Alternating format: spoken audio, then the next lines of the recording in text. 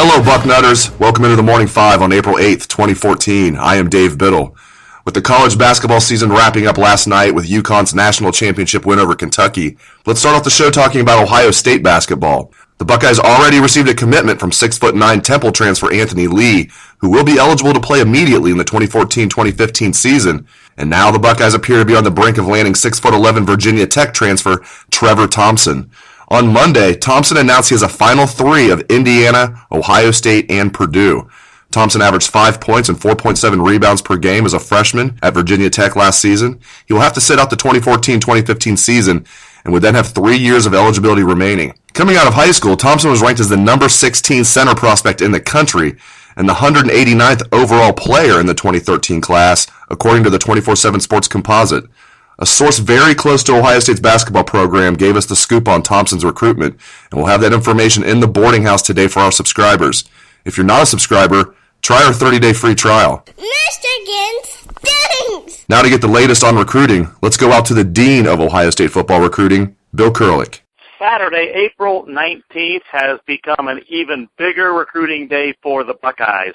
On Monday night, wide receiver Van Jefferson from Tennessee, an Ohio State target, told me he would not be able to attend the Ohio State spring game on April 12th because he will be taking the ACT, but he did say that instead he plans to visit Ohio State on Saturday, April 19th. That happens to be the same day that the Buckeye tight end target Chris Clark is going to visit Ohio State. So as things stand right now, both Chris Clark and Van Jefferson are planning to visit Ohio State on April 19th, and they are two huge Ohio State targets. Clark is the Buckeyes' number one target at tight end, and Van Jefferson is certainly one of the Buckeyes' top wide receiver targets. Jefferson says that he is very much looking forward to getting in one more visit to Ohio State before he makes his decision. And in the case of Chris Clark, he is planning to visit Michigan on Friday, April 18th, then Ohio State the next day on April 19th, and then he plans to come up with his final decision on April 20th, so Buckeye fans won't have to wait long to know what Chris Clark is going to decide. Clark is still a North Carolina commitment, but also in the running are Ohio State, Michigan, and Notre Dame. If the Buckeyes could come out of the month of April with Chris Clark and Van Jefferson, it would be huge for Urban Meyer. Van Jefferson still hopes to make his decision in April, but he still has a number of other visits to take, and he wants to get them all in, and says that it is possible that he might have to wait until early May to get all those visits in and make a decision. But right now, the Buckeyes continue to lead for Van Jefferson. Thank you, Bill. O-H-I-O. Now let's turn our attention to the quarterback position at Ohio State. As you know, senior Braxton Miller is missing spring practice following arthroscopic surgery in February on his right shoulder.